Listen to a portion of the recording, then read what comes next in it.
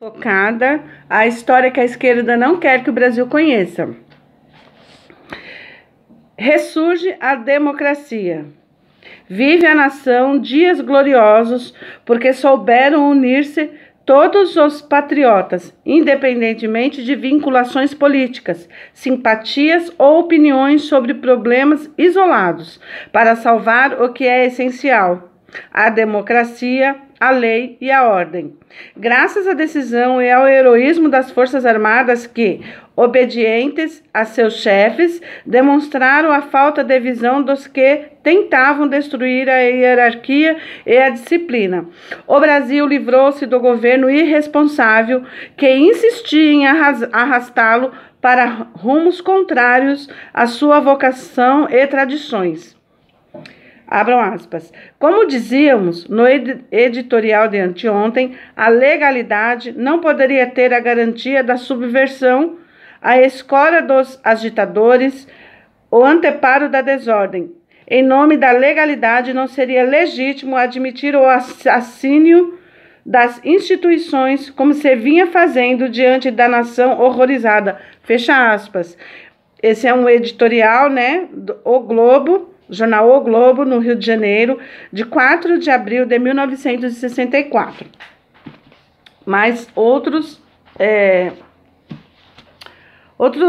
notícias, manchetes da época, enfim. Abram aspas. Milhares de pessoas compareceram ontem às solenidades que marcaram a posse do Marechal Humberto Castelo Branco na presidência da República. O ato de posse do presidente Castelo Branco revestiu-se do mais alto sentido democrático, tal o apoio que obteve, fecham aspas. Essa notícia foi do jornal da época, Correio Brasiliense, de Brasília, 16 de abril de 1964. Mais uma, abram aspas. Vibrante manifestação sem precedentes na história de Santa Maria para homenagear as Forças Armadas, fecham aspas. Abre aspas. 50 mil pessoas na marcha cívica do agradecimento, fecha aspas. Aqui o jornal A Razão, de Santa Maria, Rio Grande do Sul, 17 de abril de 1964. Abram aspas. Vive o país há 9 anos, um desses períodos férteis em programas e inspirações, graças à transposição do desejo para a vontade de crescer e afirmar-se. Negue-se tudo a esta Revolução Brasileira, menos que ela não moveu o país, com o apoio de todas as classes representativas, numa direção que já a destaca entre as nações com parcela maior de responsabilidade. Fecha aspas. Esse editorial é do Jornal do Brasil, Rio de Janeiro, 31 de março de 1973. Abram aspas para outra editorial agora. Sabíamos todos que estávamos na lista negra dos apátridas, que se eles consumassem os seus planos, seríamos mortos. Sobre os democratas brasileiros não pairava a mais leve esperança ser vencidos. Uma rádia de sangue vermelha como eles atravessaria o Brasil de ponta a ponta, liquidando os últimos soldados da democracia, os últimos paisanos da liberdade, fecham aspas. Notícia do jornal O Cruzeiro, Extra, 10 de abril de 1964, edição histórica da Revolução, abram aspas. Saber ganhar, fecham aspas, de Davi Nasser. Essa mesma imprensa hoje faz coro com os perdedores, classificando o movimento de 31 de março de 64 de golpe. Ou a memória do povo brasileiro é curta, ou só o que conta é o ressentimento esquerdista e a farsa de suas versões. Aos derrotados não interessa que outra história seja do conhecimento da sociedade brasileira, a que chamam de sociedade civil, excluindo as Forças Armadas desse contexto, como se não fizessem parte da nação. Para eles, as manifestações populares de júbilo pela vitória da contra-revolução, ou 1 milhão de pessoas na marcha da família com Deus, pela liberdade, constituem ficção da direita. Na verdade, As Forças Armadas foram e continuam sendo o pesadelo que, até hoje, povoa o sonho dos comunistas. Aqui a fonte, né, dessa matéria é a História Oral do Exército, 1964, 31 de março, Biblioteca do Exército, editora. Certo? Vamos continuar. A Contra-Revolução e os Estados Unidos. Ao longo das últimas décadas, a esquerda brasileira tem acusado os Estados Unidos da América de que, em conluio com as nossas Forças Armadas, ter participado ativamente da contra-revolução que depôs o presidente João Goulart. Na mídia, nas escolas, em livros didáticos, em pichações e em panfletos, a nação americana é acusada de ter tramado, apoiado e subsidiado o, entre aspas, golpe militar de 64, por intermédio da CIA.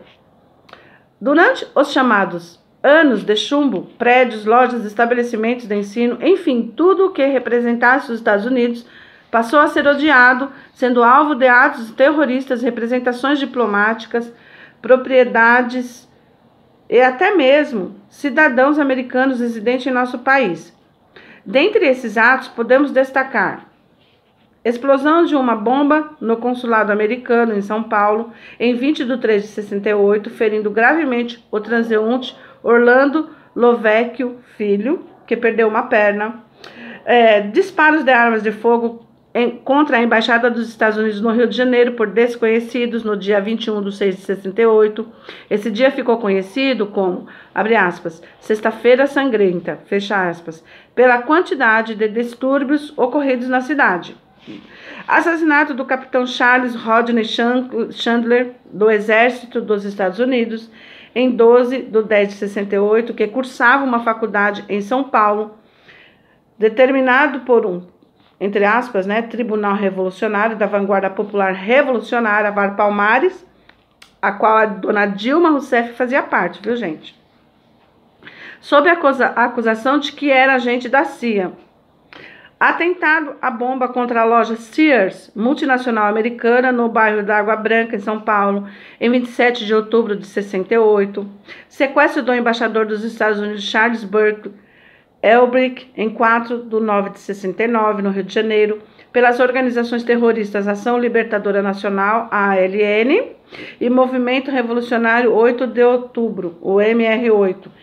E tentativa de sequestro do cônsul americano Curtis Carl Coulter, em 4 de 4 de 70, em Porto Alegre, pela VPR. Hoje, está provado que a versão da participação dos norte-americanos na contra-revolução de 64 se fundamentou em documentos forjados pela espionagem tcheca, que em 1964 atuava pela KGB no Brasil.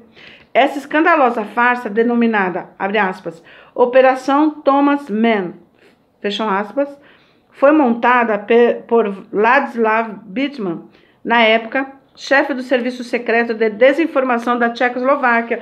Pessoal, esse trecho aqui, como eu disse, está contado no livro que eu narrei antes, 1964, O Elo Perdido, sobre a atuação da KGB no Brasil, não diretamente, mas sim através da Tchecoslováquia, porque nesse momento a União Soviética não tinha relações diplomáticas com o Brasil. Por isso que eu fiz essa sequência.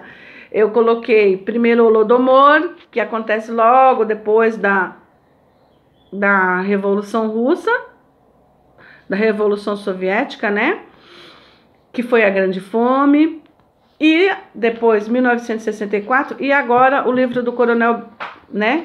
Carlos Alberto Brilhante Ustra, que acontece, que é uma sequência, né, dos acontecimentos disso, né? Então vamos continuar. Em fevereiro de 1964, Bitman veio ao Brasil inspecionar as fases iniciais da tal, abre aspas, Operação Thomas Mann, fecha aspas. Tal operação levou esse nome porque Thomas Mann era o secretário adjunto dos Estados Unidos e o objetivo do serviço secreto tcheco era, entre aspas, provar com documentos falsos que, por influência de Thomas Mann, a política externa americana para a América Latina tinha sofrido entre aspas, grande endurecimento, fecham aspas, após a morte do presidente John Fitzgerald Kennedy. O Ocidente tomou conhecimento desses dados em 1985 pelo próprio Ladislav Bittman, no livro The KGB and Soviet Disinformation, publicado em Washington, do qual extraio os seguintes trechos, abram aspas. Queríamos criar a impressão de que os Estados Unidos estavam forçando a Organização dos Estados Americanos, a OEA, a tomar uma posição mais anticomunista, enquanto a CIA planejava golpes contra os regimes do Chile, Uruguai, Brasil, México e Cuba. Fecham aspas. Ai, pessoal, desculpa.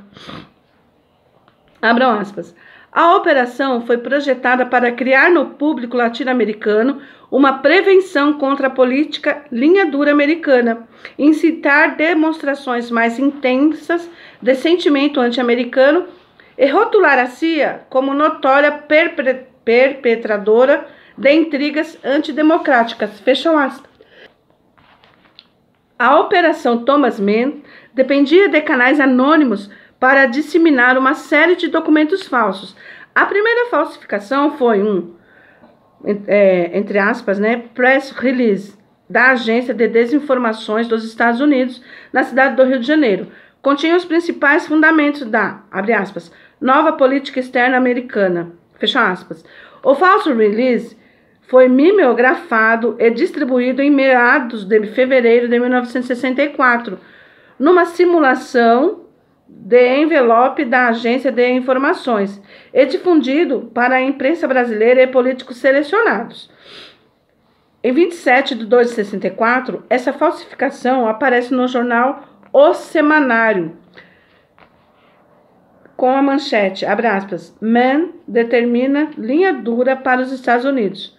Nós não somos mascates para negociarem conosco, fecham aspas.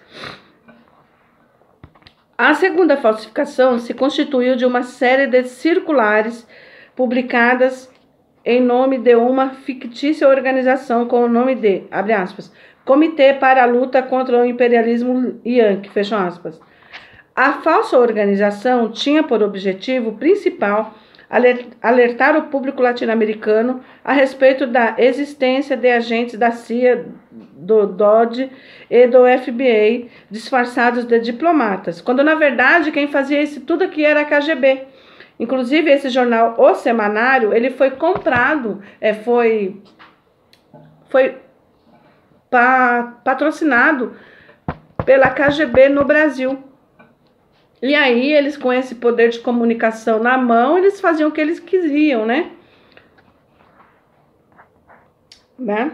A terceira falsificação ocorreu em julho de 1964, quando a América Latina recebeu a, entre aspas, prova adicional das atividades subversivas americanas, na forma de 2 cartas forjadas, supostamente assinadas por J. Edgar Hoover, ambas endereçadas a Thomas Brad, funcionário do FBI. A primeira, com a data falsa, dando a ideia de ter sido escrita em 2 de 1 de 61, continha uma mensagem de parabéns pelo aniversário de 20 anos do serviço de Brad no FBI. Seu objetivo era autenticar uma segunda carta, datada de 15 de 4 de 64, também para Brad, com a assinatura decalcada de J. Edgar Hoover.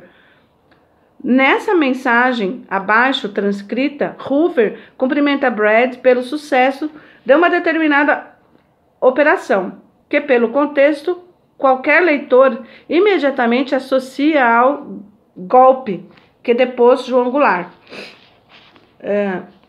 Abre aspas. Washington, D.C. Fecha aspas. 15 de abril de 64. Pessoal, caro Sr. Brad, quero fazer uso desta para expressar meu apreço pessoal a cada agente lotado no Brasil, pelos serviços prestados na execução da, entre aspas, revisão. A admiração pela forma dinâmica e eficiente que esta operação, em larga escala, foi executada em uma terra estrangeira e sob condições difíceis, levou-me a expressar minha gratidão. O pessoal da CIA cumpriu bem o seu papel e conseguiu muito. Entretanto, os esforços de nossos agentes tiveram valor especial. Estou particularmente feliz porque a nossa participação no caso tenha se mantido secreta e de que a administração não tenha tido de fazer declarações públicas negando-a. Podemos todos nos orgulhar da participação vital do FBI na proteção da segurança da nação, mesmo além de suas fronteiras. Estou perfeitamente ciente de que nossos agentes muitas vezes fazem sacrifícios pessoais no cumprimento dos seus deveres. As condições de vida no Brasil podem não ser as melhores, mas é realmente muito encorajador saber que, pela sua lealdade e pelas realizações através das quais vocês têm prestado serviços ao seu país de forma vital, mesmo que não glamurosa, vocês não abandonaram o trabalho. É esse espírito que hoje permite nosso burô enfrentar com sucesso suas graves responsabilidades. Sinceramente, J.A. Hoover. Quem não tá vendo que isso daqui é uma falsidade, até parece que a CIA mesmo ia mandar, né, com uma carta felicitando e contando todo o plano. Embora as revelações de Ladislav Bittman tenham sido tornadas públicas nos anos de 1985, a imprensa brasileira nada publicou a respeito. Talvez, quem sabe, por não querer que a opinião pública tomasse conhecimento da farsa que durante anos foi imposta ao povo brasileiro. Em 17 de 2 de 2001, o escritor-filósofo Olavo de Carvalho tornou pública a verdade sobre a montagem desta grande farsa em artigo publicado na revista Época. Surpreendentemente, nenhum órgão da nossa imprensa se interessou em entrevistar o ex-espião tcheco, que conseguiu, durante um longo período, impor ao povo brasileiro uma mentira de tão grave repercussão para as nossas relações com os Estados Unidos. A respeito do silêncio da imprensa, o filósofo Olavo de Carvalho, em matéria publicada no Mídia Sem Máscara, né, www.mídiasemmascara.org, 18 de 9 de 2002, declara, aspa para o nosso querido professor Olavo de Carvalho, que desculpa haveria para o silêncio geral e uniforme da mídia em torno das revelações tão fundamentais de fonte tão suspeita que poderiam modificar de alto a baixo a visão de 4 décadas de história do Brasil? Não há desculpas, mas há explicação. Essas revelações tinham de ser ocultadas precisamente porque modificavam a visão oficial de 4 décadas da história do Brasil, consagrada por um pacto de safadezas acadêmicas e jornalísticas. Fecham aspas. A revista Veja, na sua edição número 1777, de 13 de 11 de 2002, publica a matéria, abre aspas, O Fator Jango, fecha aspas, de autoria de João Gabriel de Lima, onde este mesmo assunto é abordado. Para maior entendimento, transcrevemos a seguir a sua parte principal. Abre aspas. O básico desse enredo foi escrito nos anos 70 pela historiadora americana Phyllis Parker. Na obra de referência, 1964, O Papel dos Estados Unidos no Golpe de Estado de 31 de março. Phyllis entrevistou os principais personagens do episódio e teve acesso à maior parte da correspondência secreta. Chegou à conclusão de que o golpe de 1964 foi dado mesmo por brasileiros, não por americanos. Hoje isso soa óbvio, mas na época, até por falta de bons livros em português sobre o assunto, imperava a versão esquerdista de que a tomada de poder pelos militares havia sido planejada em Washington e incluiria até uma invasão do Brasil por marines americanos. Phillips mostra que os Estados Unidos realmente acompanhavam a situação de perto, faziam seus lobbies e sua política com a costumeira agressividade e tinham um plano B para o caso de o país entrar em guerra civil, né? Tinha um plano B se caso o Brasil entrasse numa guerra civil. Entretanto, nas palavras da historiadora, não há provas de que os Estados Unidos instigaram, planejaram, dirigiram ou participaram da execução do, entre aspas, né, golpe 64. O resto é teoria da conspiração, fecham aspas. Ainda, segundo a mesma revista Veja, Lincoln Gordon, embaixador americano no Brasil, em 1964, em seu livro, recentemente editado, fornece dados de bastidores sobre o relacionamento na ocasião entre os Estados Unidos e o Brasil. Abram aspas. O autor do golpe contra Goulart foi o próprio Goulart, fecha aspas, disse o ex-embaixador americano à Veja na semana passada.